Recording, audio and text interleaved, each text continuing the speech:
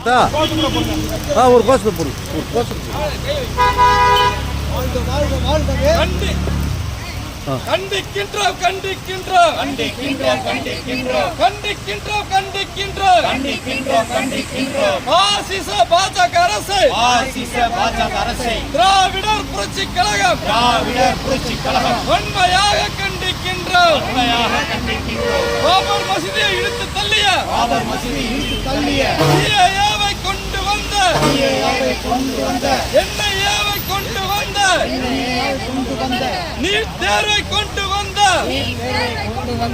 வக்ஃபு வாரிய திருத்த சட்டத்தை திராவிடர் புரட்சி கழகம் வன்மையாக கண்டிக்கின்றோம். நீங்கள் பொறுப்பு வாங்காதீர்கள். பாஜகவினுடைய கொடியை நம்முடைய வீதிகளில் நீங்கள் ஏற்றுகிறீர்கள் என்று சொன்னால் இங்கே ஜாதி கலவரங்களும் மத கலவரங்களும் உருவாக போகிறது என்று அர்த்தம். பாஜகவினுடைய கொடி நம்முடைய தெருக்களிலே பறக்கிறது என்று சொன்னால் மசூதிகளை இடிக்க போகிறார்கள், சர்ச்சுகளை உடைக்க போகிறார்கள், சேரிகளை கொளுத்த போகிறார்கள் என்று அர்த்தம். அதனால் தயவு செய்து நம்முடைய சகோதரனோ சகோதரிகளோ பாஜகவிலோ தெரிந்தோ தெரியாமலோ பொறுப்பு வாங்கி இருந்தால் பாபர் மசூதி இடிப்பு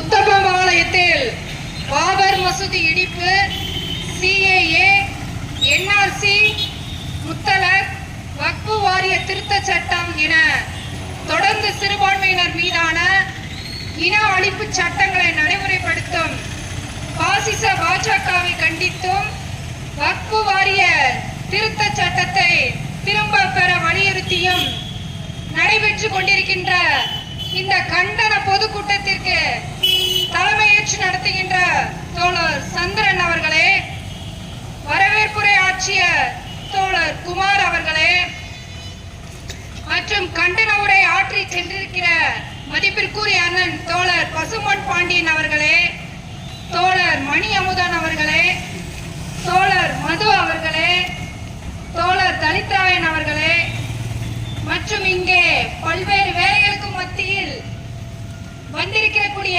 பெண்கள் தோழர் உமாவதி அவர்களே, தோழர் அழகுத்தாய் அவர்களே, தோழர் சரஸ்வதி அவர்களே, தோழர் காளியம்மாள் அவர்களே, தோழர் வீர் சின்ன அவர்களே, தோழர் குருவம்மாள் அவர்களே, தோழர் காளீஸ்வரி அவர்களே மற்றும் இங்கே பெருந்திரளாக வந்திருக்கக்கூடிய உத்தமபாளைய பெருமக்கள் அனைவருக்கும் நான் சார்ந்திருக்கிற திராவிடர் புரட்சி கழகம் சார்பாக நெஞ்சார்ந்த நன்றிகளையும் வாழ்த்துக்களையும் தெரிவித்துக் கொள்கிறேன். தோழர்களே, பார்ப்பனர்கள் படித்தவர்களாக இருக்கலாம், ஆனால் ஒருபோதும் அறிவாளியாக இருக்க முடியாது என்றார் புரட்சியாளர் அம்பேத்கர். மானமுள்ள 1000 பேருடன் போராடலாம், ஆனால் மானமற்ற ஒருவனுடன் போராடுவது மிக கடினம் என்றார் பகுத்தறிவு பகலவன் தந்தை பெரியார். அந்த வகையிலே மானமற்ற, சூடு சொரணையற்ற பல்லாயிரக்கணக்கான பார்ப்பன அடிமைகளின் பார்ப்பனர்களின் கூடாரம் இந்த பாசிச பாஜகவில் உள்ள படித்தவர்கள் அதிகமாக இருக்கலாம், ஆனால் அனைவர்களும் முட்டாள்கள் தான். ஏன் இதை சொல்கிறேன்னா,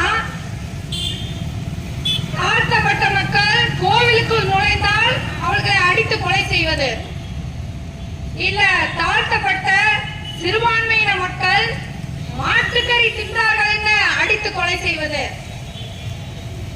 இஸ்லாமியர்களின் மசூதிகளை அடித்து நொறுக்குவது, வீடுகளை அடித்து நொறுக்குவது, இந்த கோயில்களை கட்டுகிறேன் என்று கலவரம் செய்வது, அதைவிட குறிப்பா இஸ்லாமிய பெண்களையும் தலித் பெண்களையும் பாலியல் வன்முறை செய்வது, இப்படி பல்வேறு வன்கொடுமைகளை இந்த பாசிச பாஜக ஆட்சியில் தான் நடைபெற்றுக் கொண்டிருக்கிறது தோழர்களே. அதைவிட என்ன முட்டாள்தனமா இவங்க செய்வாங்க பாத்தீங்கன்னா, மாட்டு மூத்தரத்தை ஏதோ புனிதம் சக்தி இருக்கா? மாட்டு சாணி எத்திப்பாங்க. ரொம்ப வித்தியாசமானவங்க நம்ம பாசித பாஜக இருக்கீங்களா? அடுத்து பாத்தீங்கன்னா குடிக்க கூட தகுதியா இருக்காது. அந்த குடிநீரை பாட்டில அடைச்சு அது கங்கை நீரா, அது ரொம்ப புனிதமானதா. அந்த நீரை பாட்டில அடைச்சு அதை அரசே விலக்கி விட்டு குடிக்க சொல்லும் மூடர்கள் இருக்கிற கட்சி தான் பாசிச பாஜக கட்சி. பெரியார் சொன்னது போலதான், மானமுள்ள ஒருவரோடு போராடலாம், மானமற்ற ஒருவனுடன் போராடுவதே கடினம் என்று சொல்லியிருக்காரு. அப்ப இந்த உலகின் அதிபயங்கர தீவிரவாத அமைப்பான RSS அரசியல் பிரிவான பாசிச பாஜக கட்சியில் இருக்க பல்லாயிரக்கணக்கான மூடர்களோடு போராடுவது நமக்கு எவ்வளவு பெரிய சிரமமான காரியம் என்பதை நாம் புரிந்து கொள்ள வேண்டும் தோழர்களே. தோழர்களே, ஒட்ட வந்த பிடாரி ஊர் பிடாரியை விரட்டுவது போல ஆடு மாடுகளை மேய்த்துக் கொண்டு மலை இடுக்குகளில் வந்த ஆரிய கயவர் கூட்டம் CAA என்கிற குடியுரிமை சட்டத்தை கொண்டு வந்து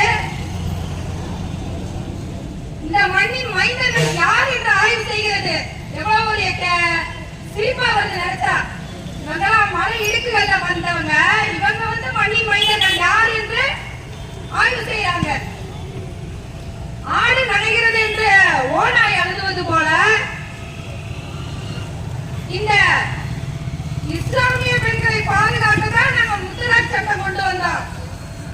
இஸ்லாமியர்களின் சொத்துக்களை பாதுகாக்கதான் வக்ஃபு வாரிய திருத்த சட்டம் கொண்டு வர்றாங்க பாஜக பேசுறாங்க. இவங்க சொல்றத பார்த்தா கேட்கிறவன் கேனையா இருந்தா கேழ்வரையில் நெய்வழியின் ஒரு பழமொழி சொல்வார்களே, அது போல சிரிப்பா இருக்கிறது தோழர்களே. இன்னொரு விஷயம், பழித்தவரை பார்ப்பனியம் என்று சொல்வார்கள். அந்த வகையிலே பழித்தவரை பிறந்த குழந்தை முதல் செத்த பிண வர வரிகளை போட்டு இந்த பாசிச பாஜகவுடைய ஆட்சியில மக்கள் விரோத சட்டங்களான புதிய கல்விக் கொள்கை, நீட் தேர்வு, வேளாண் சட்டங்கள் உள்ளிட்ட பல்வேறு சட்டங்களை மக்கள் மீது திணித்து வர்றாங்க. இவ்வளவு சட்டங்களையும் போட்டு கொஞ்சம் கூட வெக்கமே இல்லாம இந்த தேசத்தை தனியாருக்கு தாரை வார்த்து கொண்டிருக்கிறது இந்த பாசிச பாஜக அரசு. இங்க சாதி கலவரங்களாகட்டும் மத கலவரங்களாகட்டும் முதலில் பாதிக்கப்படுவது பெண்கள் தான். ஏன் என்று சொன்னா, இந்த பாசிச பாஜக மோடி ஆட்சியில காஷ்மீர் சிறுமி ஆசிபா இங்க கோயில புனிதமா சொல்கிற அந்த கருவறையில 7 வயது சிறுமிய பாலியல் வன்கொடுமை செய்கிற கொடுமை இந்த மோடி ஆட்சியில நடந்திருக்கு. அதை விட 2002ஆம் ஆண்டு குஜராத்ல கோத்ரா கலவரத்துல பில்கிஸ் பானு, இந்த பேரை நம்ம மறக்கவே முடியாது, ஒரு நம்முடைய இஸ்லாமிய சகோதரி பில்கிஸ் பானு 21 வயது நிறைந்த 5 மாத கர்ப்பிணி பெண்